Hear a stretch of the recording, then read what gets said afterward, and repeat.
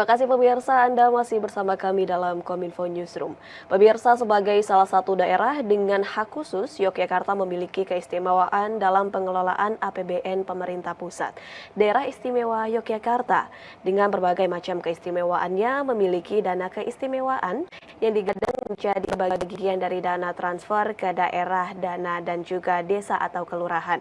Adapun Paniratya Keistimewaan yang merupakan lembaga pemerintah daerah yang membantu Gubernur Daerah Istimewa Yogyakarta dalam penyusunan kebijakan urusan keistimewaan dengan salah satunya dengan meluncurkan Desa Mandiri Budaya yang merupakan salah satu dari 11 program strategis Gubernur Daerah Istimewa Yogyakarta. Untuk membahasnya lebih lanjut, kita akan berdialog hari ini bersama dengan Bapak Aris Eko Nugroho selaku Paniratya Pati. Kita sapa terlebih dahulu. Assalamualaikum, selamat malam Pak Aris. Selamat malam Mbak Bilkis. Waalaikumsalam warahmatullahi wabarakatuh. Baik, Pak Aris, dari keputusan Gubernur Daerah Istimewa Yogyakarta nomor 262 tahun 2016 tentang penetapan Desa Kelurahan Budaya, bagaimana penyerapan anggaran agar efektif untuk memandirikan desa atau kelurahan mandiri budaya dan berapa banyak desa mandiri yang kini sudah berdiri? Terima kasih. Jadi Kelurahan Mandiri Budaya di Yogyakarta ini memang ada prosesnya sebelum menjadi Kelurahan Mandiri Budaya. Ada proses, kemudian penilaian, kemudian muncul Kelurahan Mandiri Budaya.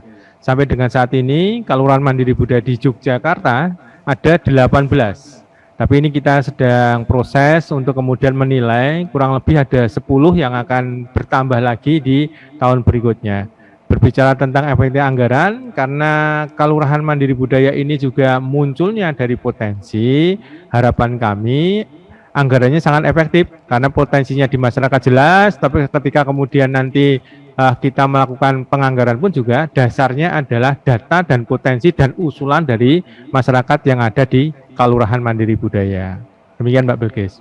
Baik, sejauh ini berarti terdapat 18 desa dan dengan anggaran yang diterapkan ini diharapkan efektif karena potensi begitu jelas terlihat di masyarakat seperti itu ya Pak Aris. Kemudian tolak ukur dan syarat sebuah desa dapat dikatakan sebagai desa atau kelurahan mandiri budaya itu yang seperti apa Pak Aris? Ya, sebenarnya kalau kita pun juga belajar, ada prosesnya. Proses awal memang ada predikat desa yang menjadi titik tumpu. Jadi yang pertama kaitannya dengan desa wisata, kemudian desa budaya, kemudian desa prima, kemudian desa bener. 4 ini yang menjadi bagian kata kunci sebelum kita bicara tentang desa mandiri budaya atau kelurahan mandiri budaya. Tetapi proses berikutnya kita mencoba ada borang yang kemudian diinisiasi oleh teman-teman di Biro Administrasi Perekonomian bekerjasama dengan tim independen tentu saja. Kemudian muncullah berbagai macam aktivitas di borang itu yang nanti akan diberikan pada beliau-beliau yang akan dinilai sebagai Kelurahan Mandiri Budaya. Setelah kemudian dinilai, maka kemudian disepakati apakah kelurahan tersebut mampu atau dikatakan sebagai Kelurahan Mandiri Budaya atau tidak. Ada penilaiannya itu oleh mandiri dari desa itu yang bersangkutan, kemudian dicek oleh tim. Setelah itu kemudian muncullah Kelurahan Mandiri Budaya. Jadi awalnya ada 4 OPD yang mengampu 4 predikat desa. Namun di dalam perkembangannya kemudian kita kenalkan borang. Jadi ada indikator-indikator yang jumlahnya lebih dari 10 indikator, di mana indikator inilah yang kemudian dipakai untuk menilai apakah desa itu layak dikatakan sebagai Kelurahan Mandiri Budaya atau tidak. Baik, sehingga predikat desa yang dijadikan titik tumpu ini yang sudah berdiri dan dapat dikatakan sebagai desa budaya, kemudian juga akan dicoba nantinya untuk desa-desa baru dan kemudian akan diseleksi begitu ya Pak, apakah desa ini cocok atau tidak. Kemudian bagaimana peranan dari Paniratya dalam mendirikan desa mandiri? Program apa yang ditawarkan Pak Aris? Ya, jadi kalau Paniratya itu kan sebenarnya lembaga perencana. Jadi kami mempunyai 3 tugas. Tugas yang pertama kami berkaitan dengan penyiapan bahan urusan keistimewaan. Bagaimana keistimewaan di Yogyakarta. Kemudian yang kedua kami punya tugas berkaitan dengan perencanaan dan pengendalian keistimewaan itu sendiri. Kemudian yang ketiga kami mempunyai tugas pengkoordinasian urusan administrasi urusan keistimewaan. Jadi ada 3 hal ini yang menjadi tugas utama di Paniratya Keistimewaan.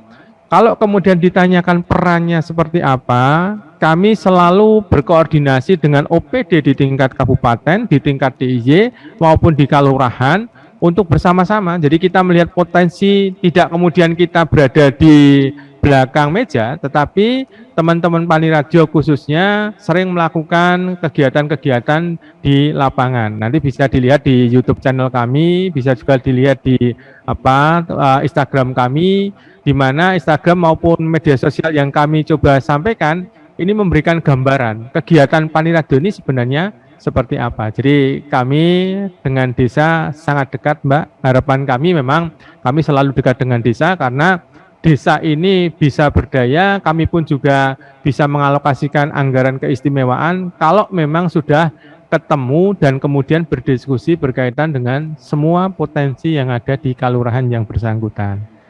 Baik, peran panitia keistimewaan ini dalam desa mandiri ini dengan sebagai penyiapan, sebagai koordinasi dan juga berperan dengan OPD untuk bersama melihat potensi desa. Kemudian setelah melihat potensi desa dan juga diberdayakan, bagaimana dengan pemeliharaan untuk desa-desa mandiri tersebut, Pak Aris?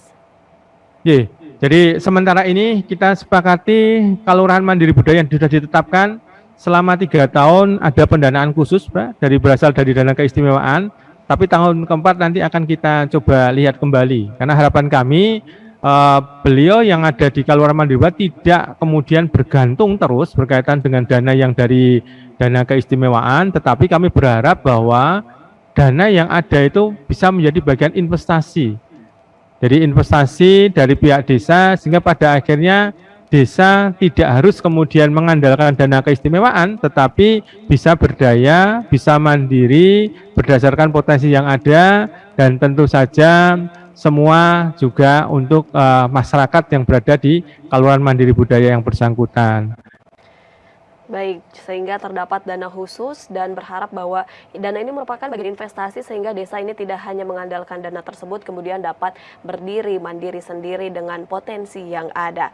Untuk bentuk sosialisasi yang dijelaskan kepada masyarakat, seperti apa bentuknya, Pak Aris? Ya, kalau sosialisasi sementara ini yang kita lakukan selain kami melalui media sosial, jadi di media sosial kami, baik itu YouTube, kemudian Instagram, Twitter, Facebook, dan sebagainya, banyak pertanyaan pada kami.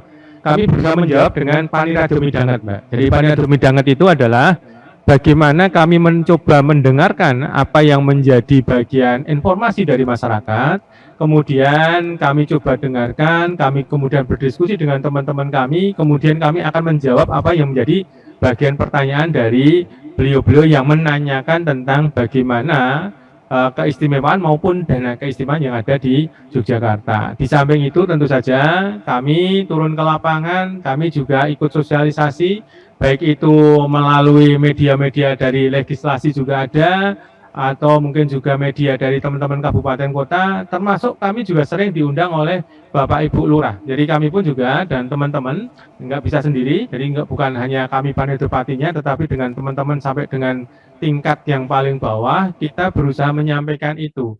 Jadi kadang pertanyaan pada kami coba respon, kalau memang responnya diinginkan melalui media sosial, ya kami lakukan dengan media sosial. Tetapi kalau kemudian kami harus datang, asal memang waktunya tepat, saya kira kami dan teman-teman siap untuk kemudian menjelaskan apa yang jadi pertanyaan dari beliau-beliau yang ada di masyarakat, khususnya yang ada di daerah istimewa Yogyakarta. Baik, sosialisasi mengenai kelurahan keistimewaan ini ternyata disebarkan melalui baik media sosial maupun dengan Paniradio ini mendengarkan dan juga berdiskusi dengan masyarakat serta turun ke lapangan untuk mensosialisasikan langsung kepada masyarakat. Pak Aris, kalau boleh tahu berapa anggaran dana keistimewaan ini per tahunnya dan dengan jumlah itu apakah atau ada target berapakah untuk menambah desa keistimewaan ini, Pak Aris? Iya, terima kasih. Jadi kalau berkaitan dengan angka, angkanya ya harapan kami semakin lama dari tahun ke tahun semakin meningkat. Harapan kami semacam itu. Kalau dana keistimewaan ini di Yogyakarta sampai dengan saat ini baru sekitar 8,8 selama 10 tahun, Mbak. Nah, kemudian di dalam 3 tahun terakhir ini dana keistimewaan kurang lebih 1,32 triliun per tahun. Yang khusus untuk BKK, bantuan keuangan kepada desa, sekarang ini kurang lebih ada sekitar hampir 100 miliar, tahun kemarin sekitar 50-an miliar, Jadi sudah meningkat 100% dibandingkan tahun 2021 karena BKK pada kalurahan ini baru kita lakukan di tahun 2021, Mbak. Sebelumnya tidak ada BKK langsung, tetapi aktivitas tetap memang ada sampai dengan kalurahan karena ada Kalurahan Mandiri Budaya pun juga dibentuk dari tahun 2016. Kalau mengenai pendanaan khususnya Kalurahan Mandiri Budaya, sementara ini untuk tahap pertama di tahun 2021, 10 kita alokasikan masing-masing kalurahan 1 miliar. Kemudian di tahun berikutnya 2022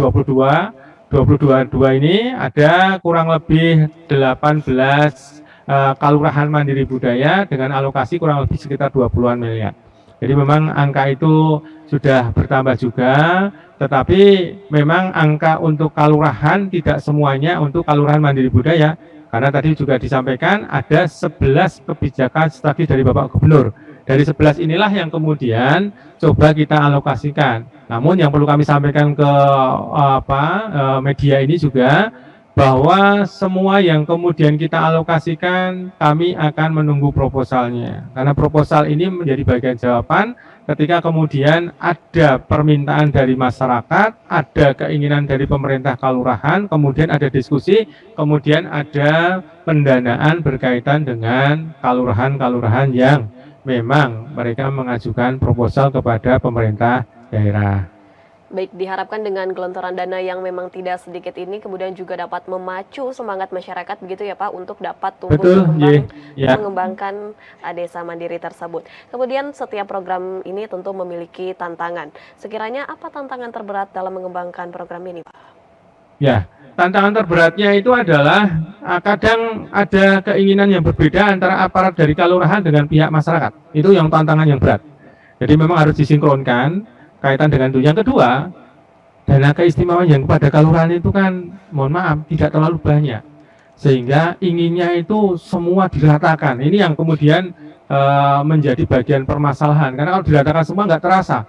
Harapan kita betul-betul ada titik fokus sehingga betul-betul bisa muncul. Mungkin kalau Bapak Ibu semua mendengarkan apa yang kami sampaikan, contoh ada di kami ada tebing breksi, ada Mangunan, ada lava bantal, itu semua adalah titik fokus yang menurut kami bisa menjadi ATM-nya atau amati tiru menambah atau modifikasi dari teman-teman yang punya predikat kalurahan mandiri budaya. Karena apa yang kemudian kita lakukan itu harapannya betul-betul tidak hanya selesai sekedar SPJ, tetapi bagaimana itu tetap menjadi bagian yang mengalir, mengalun sampai pada akhirnya memang bisa menjadikan masyarakat mempunyai pendapatan dari hasil-hasil karya mereka sendiri yang berada di tingkat kalurahan.